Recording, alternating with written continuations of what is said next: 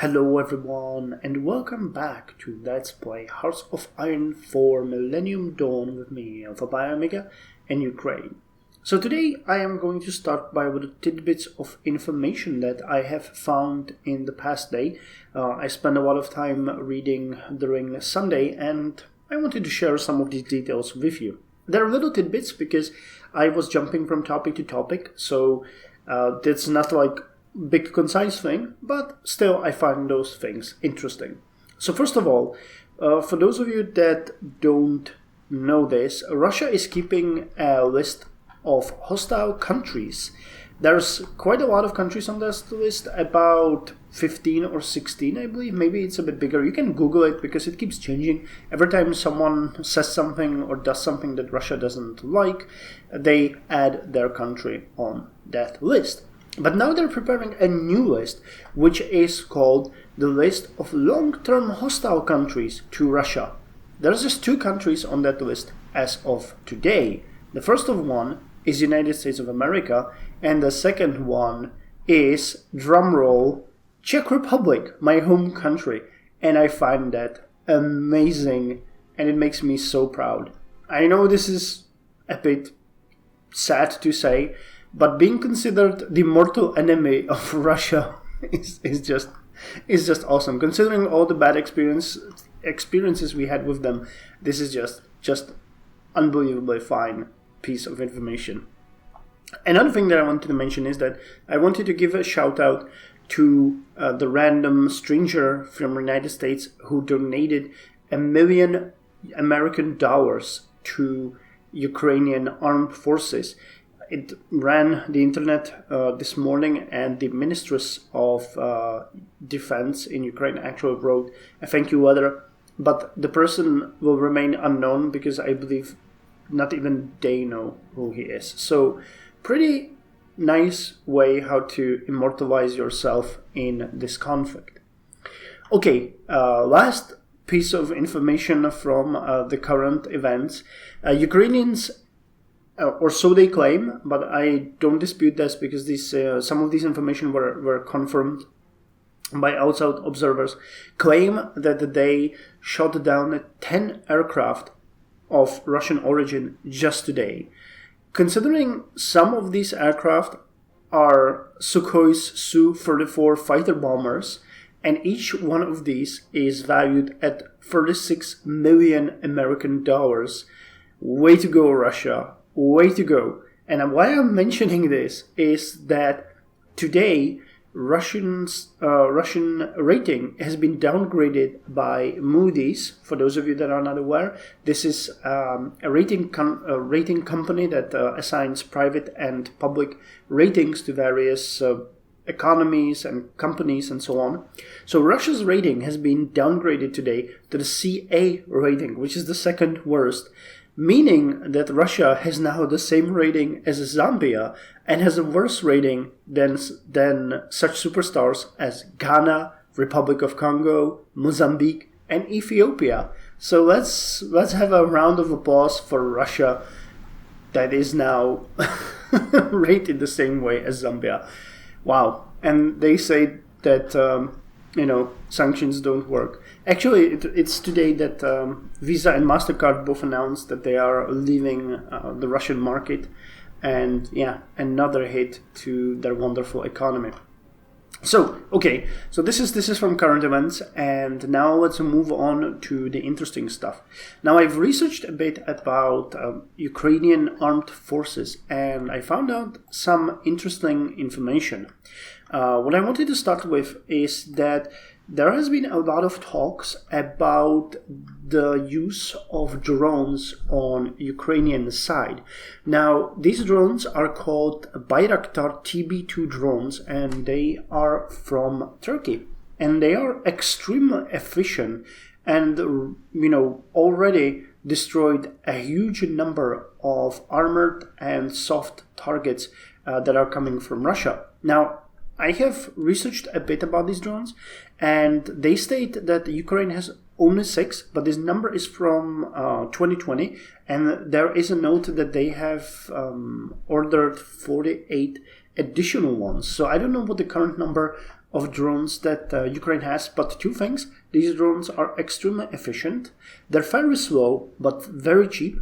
And they seem to be kind of doing the good work, I went around and I searched our technology tree, and there is the ability for you to research drones, but they are not named. There's just the UAV 2005 and UAV 2015, and it hasn't been updated. Well, these drones came somewhere around, I don't know when they found out. I forgot to mark it, but I think it was somewhere around 2015. So this one could be considered a Bayraktar drone. So yeah, and Ukraine also has some other drones that are much smaller, much cheaper, so they could fit this in the mod. So I'm wondering if they will in the next big update that you guys told me about coming out on 12.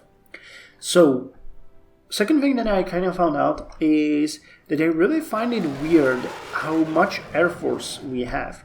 Now, the current numbers of Ukrainian aircraft that are in service in unknown due to the casualties, but before the conflict broke out, they stated that they got 37 MiG-29s, they had 12 interceptors Sukhoi Su-24s, they had 17 close air support Sukhoi Su-25s, and they had 32 multi-role Sukhoi Su-27s, and they had 47 Aero L-39 for training.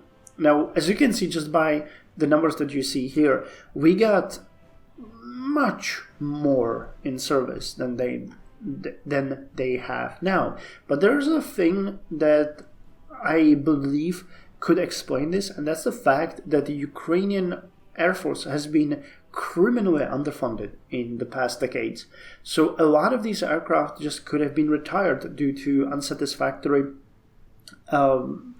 maintenance state or basically falling apart that happens. And the number of countries have also, retired a large portion of their aging aircraft. So I guess that because we started in 2000, and actually Ukraine got a huge amount of tanks and Air Force from the USSR, it is possible that we are just not role-playing this enough by not deleting many of our aircrafts. But I'm not going to do that because I want to stand a chance against Russia. And let's just say that, we did the reforms earlier, so now we have the budget to keep them alive. Though, quite honestly, it is worth mentioning that the game is modeling the aging aircraft in the game for us pretty well, considering, we have, we got the Su-24s here, and the Su-29s are, they are close air support, so that would put them where? They'll be here, right? In the bomber ones. Well, here's the Su-25. Here's the Su-39. Okay, so yeah, the Su-25, yeah, that's the close air one. Damn, how did I miss that? And Su-27s we have here. So we're not even able to get to better aircraft that are in the conflict. Now, Russia is using, for example, these Su-34s that I mentioned, each value at $36 million. Yeah, pretty well modeled. So I guess that's why there's such a big discrepancy between what we... Again, game, why are you doing that? Between what we have and what Ukraine has at the start of the conflict. Remember, this is 2007, 7 years into the game, and these numbers are from 2020. Okay. Anyway, moving on, I have looked into the Ukrainian weapons, and there is actually quite a lot to say about the T-84. Now, there's a number of versions of the T-84. The T-84 itself was fairly good and a very nice tank for its time. It was comparable to the Russian T-90A, which is pretty damn impressive, if I say so myself. And this was further upgraded by creating a tank variant called T-84 Oplot M, which is the current, you could say, tank of the line for Ukraine. And they have recently just a year ago, well, actually not even a year ago, in 2021, somewhere during summer, introduced an upgraded version called T-84 Opot M2. But the only difference between the Opot M and Opot M2 is that it's not using any Russian parts. So it's a way how to become independent on the Russian arms supply, which is great for Ukraine. But what I found kind of weird is that even though this tank has been introduced decades ago, they still don't have them introduced in the Ukrainian army. I was really shocked when I found out that Ukraine has only 5 of them. Actually, some sources say 10, but some sources go as low as saying they got only 5. So I was really, really surprised by that. They do have, however, 344 T-80s, and they got 300 T-72s, which are not even here, and they got over 1,000 of T-64s of various types. So I guess this might again come to the funding of the army, because the T-84, while being a pretty damn good tank, and I would consider the Opot maybe the 2015 variant, I guess they didn't have the money to afford them. I was also interested in reading on the pitch that Ukraine had for Turkey. They were trying to pitch it at the 84 for Turkish armed forces, but in the end they lost. But this led to some comparison to other tanks, and the T-84 did not perform badly. Actually, many people were surprised how well it performed. So this is worth mentioning. It's a pretty good thing, but it also made me realize that we might actually go for the T-84 and the main battle tank 2015, because I think that could go well with our intentions to roleplay Ukraine as it is. So I'll consider that. Now, one last thing before we move on to the game stuff. I also looked into the military concern, which is called, where is it? We had it here somewhere.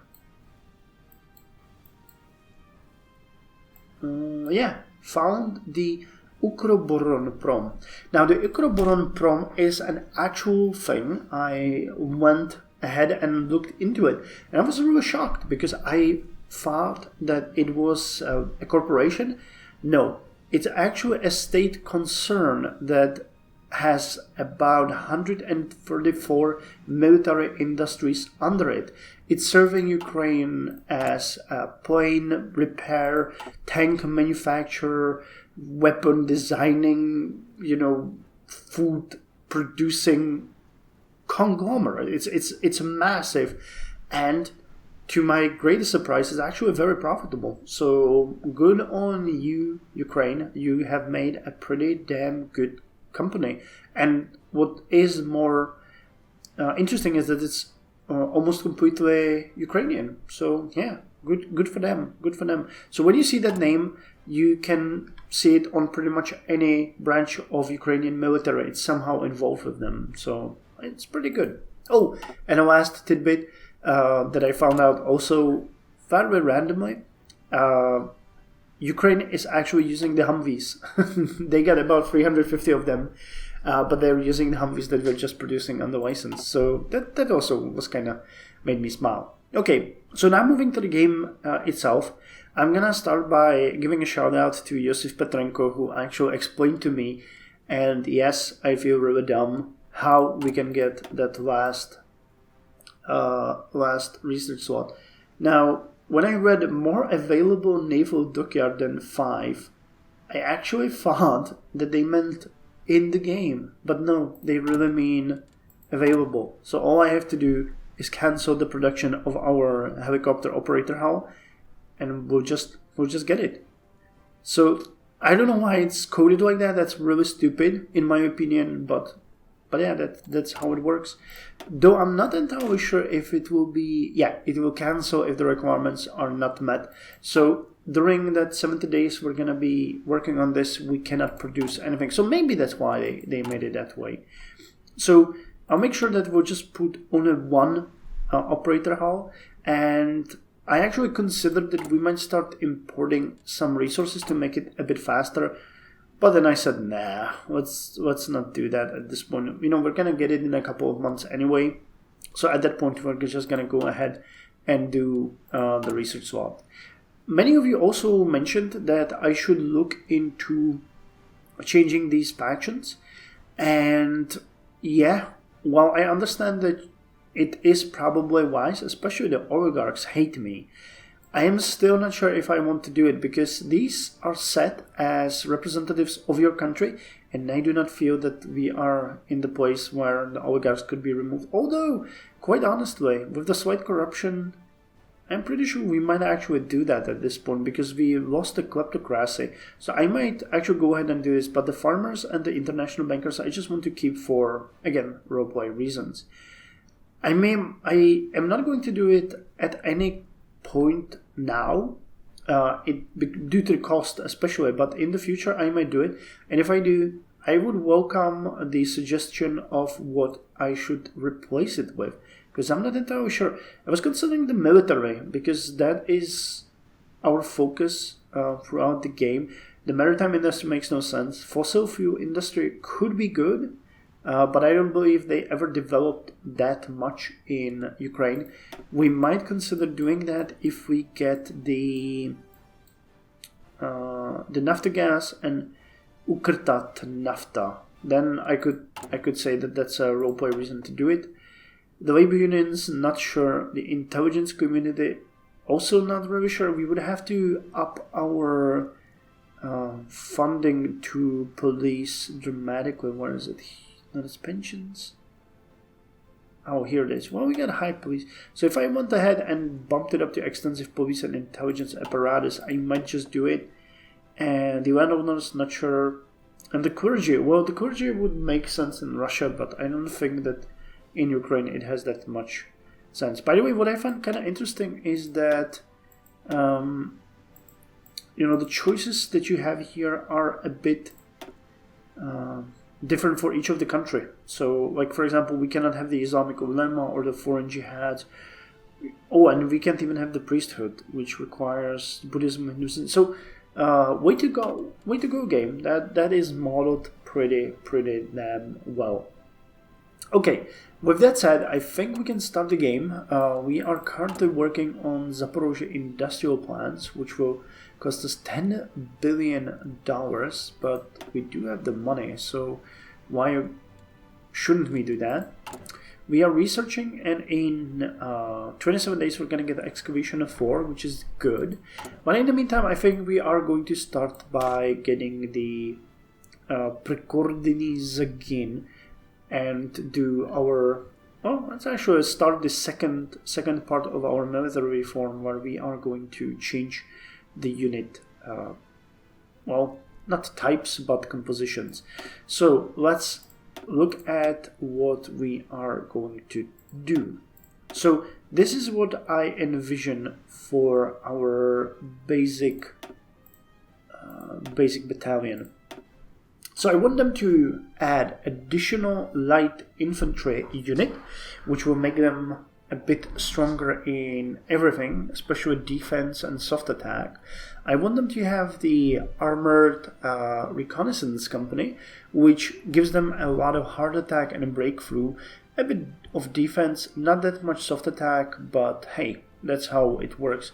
I like the piercing bonus as well, and I want to give them the self-prepared artillery battery as a cover-up. So they'll have extra defense, extra breakthrough, extra soft attack, a bit of hard attack. They will, of course, use more supplies and organization, but that's cool. Now, if we ever bump these units higher, I can envision something like this being there.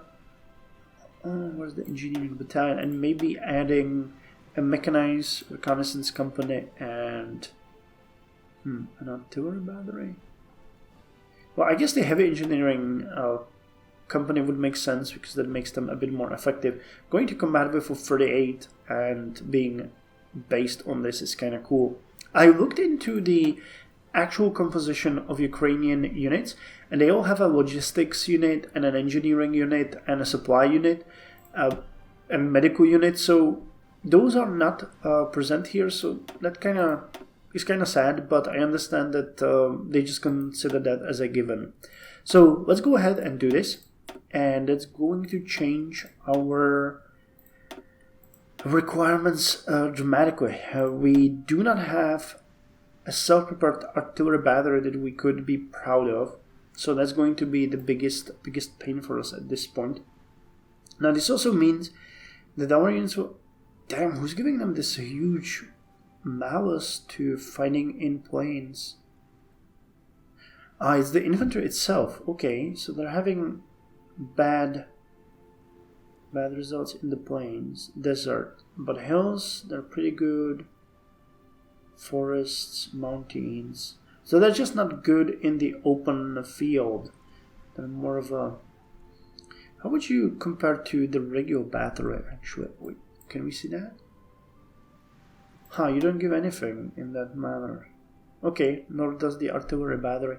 What I find kind of interesting about the way they make this game, all of the support battalions are also found here. So you can have like a special armored recon battalion, not just a support company, but a full battalion. So you can see that the bonuses are much higher, but it also requires much more equipment.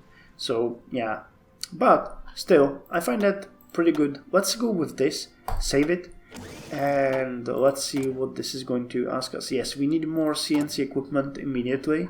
Okay, 4 of them. That's not such a bad thing. And did you guys get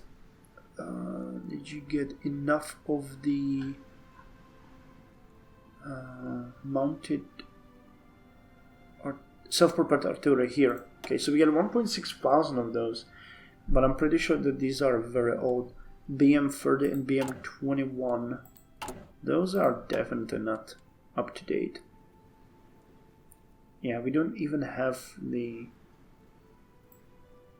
1985 version. Damn. Those are probably Soviet type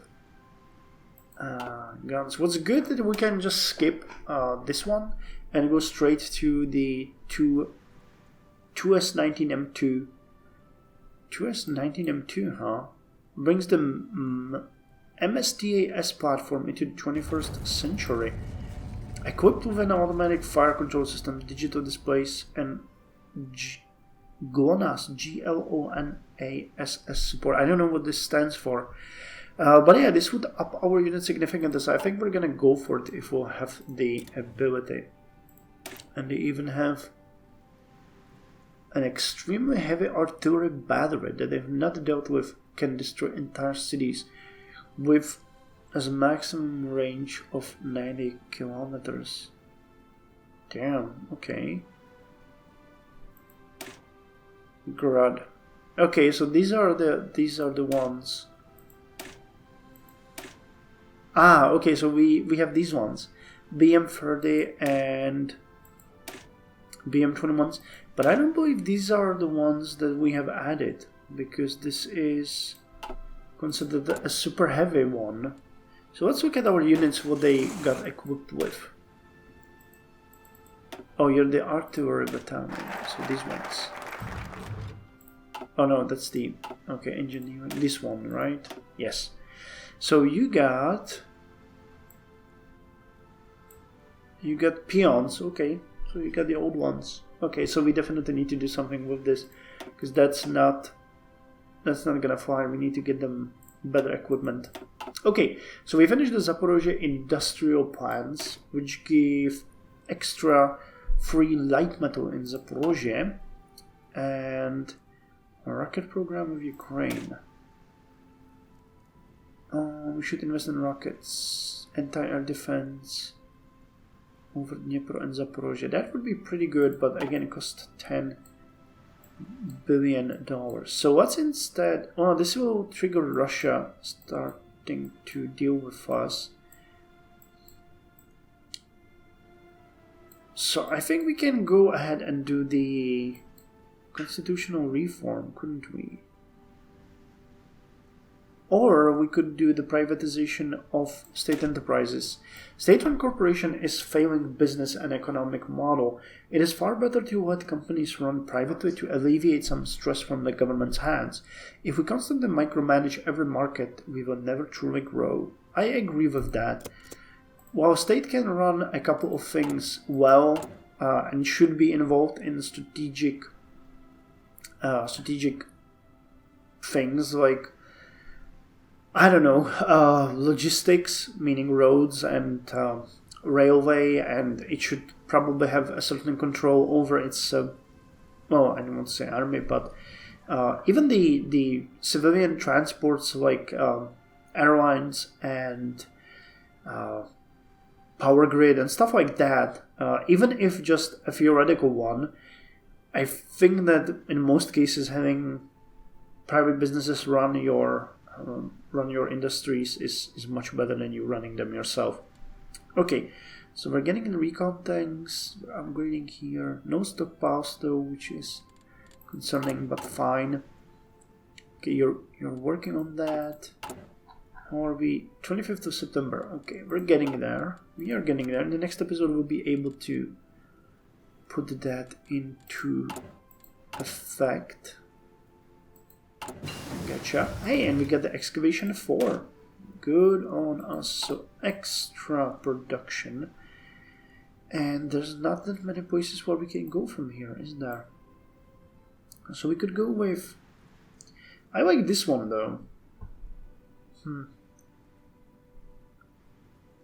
The fuel refining, pardon me, might be a good choice for us. No, so would also encryption.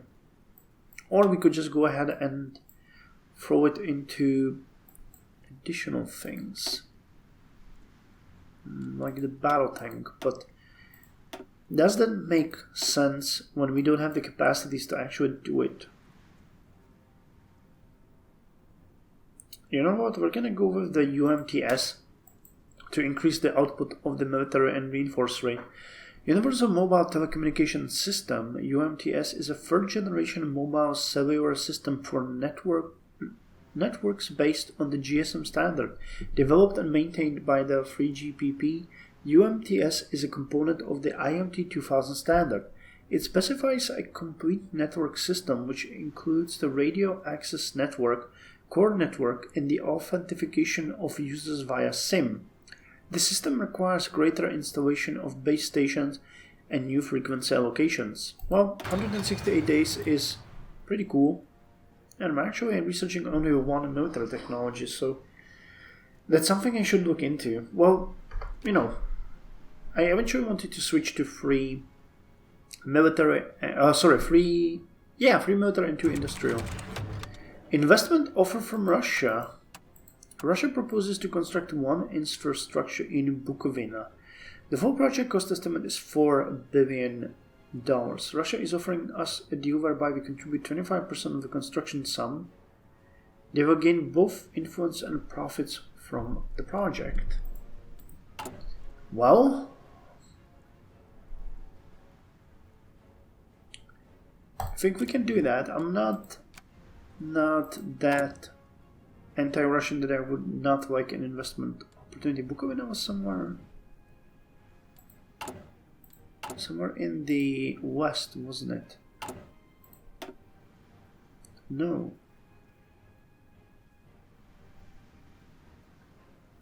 In Bukovina, where is Bukovina? Oh, it is here. Okay, so I was right. It's a very small one. With Chernivtsi,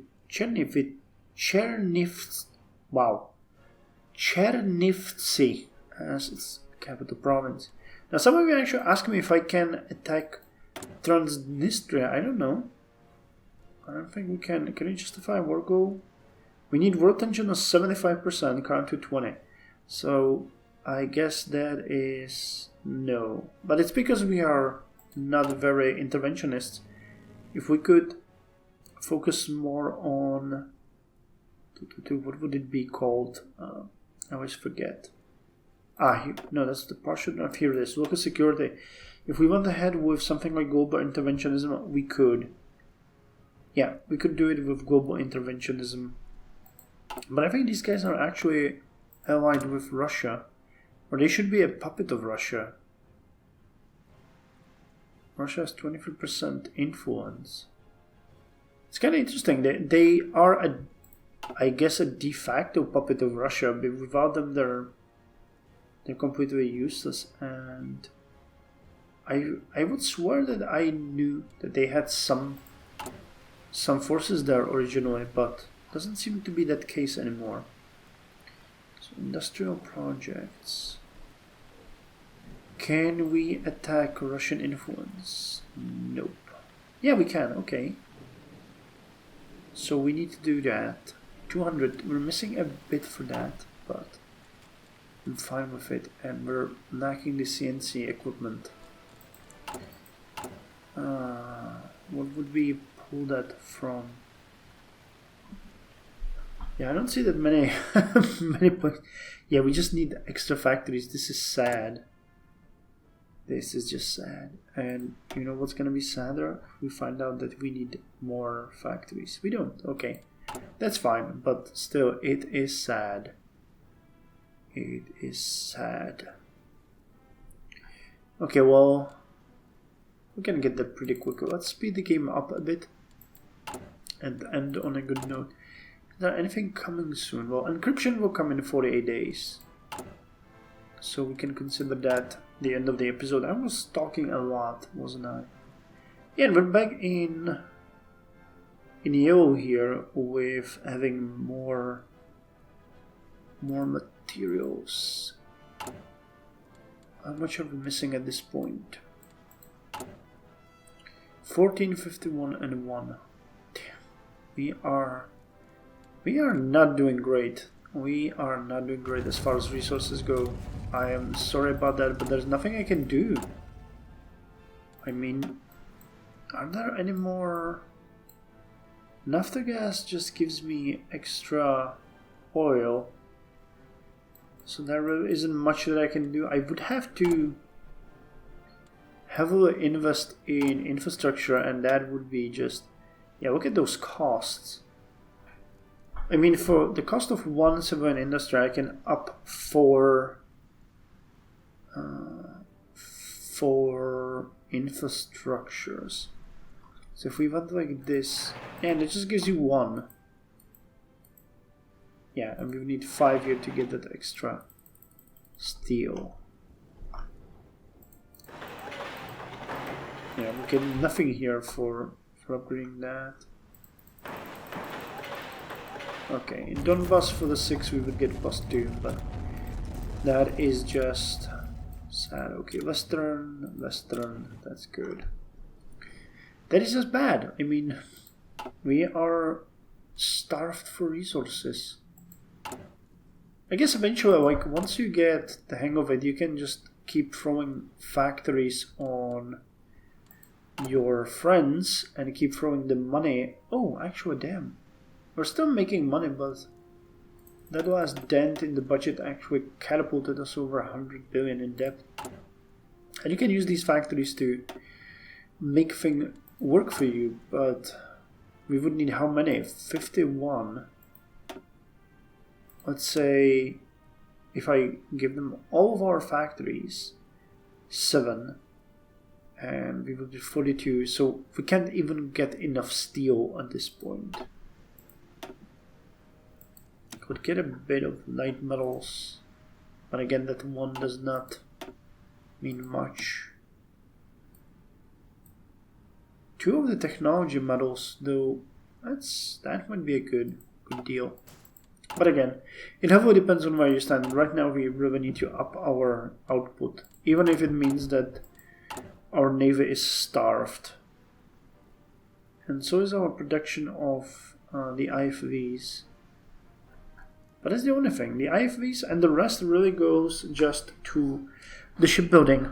So I guess I'm fine with that. I would be even fine with not producing that many ships at all. Which brings an interesting question. Do we want to invest into the Navy as well? Because there definitely is a reason why invest in the Navy. Because, otherwise it's useless. But I guess I'd be more interested in going with the equipment itself than upgrading and building new ships. I don't have any submarines, which is somewhat of an odd thing. Okay, encryption is finished. Light guns, 200 days. Heavy guns we don't need. The CIWS, anti-vessel missiles. Yeah, these all would give us quite a lot. I'm pretty sure that there's a big difference between them. 1985. Okay, surface visibility is the same. Anti-air 4. 24. Maybe there's not such a big difference. Okay, and the technology that we just got, I know what I'm going to use it for, and that is for the one doctrine. We definitely want to go with the decentralized warfare. Decentralized and asymmetric warfare has been pioneered by Iran and Russia. It assumes that a conflict against a networked and technologically superior opponent can cripple the command and control structures. The solution has been to transform into smaller military units with independent decision-making and command structures to remain effective. Mutual exclusive guerrilla warfare, network-centric warfare. That's what we're going to go with, and we're going to spend the 100 army experience on it as well to make it as fast as possible. So in the next episode, we are going to get the Ukraine class helicopter operator hull, our first ship of that type. And actually, before I forget about that, let's attack influence from Russia. And we are going to look a bit deeper into the military reform, because there are other units, like this one, for example, the Zheniny Polk, which could be upgraded. And considering, it's kind of interesting. Maybe you just have send the armored battalion, the self-prepared artillery, but there is no self-prepared heavy artillery. That's interesting. What does that one do? What is using the self-propelled heavy artillery? That is a question I would like answered. I really would.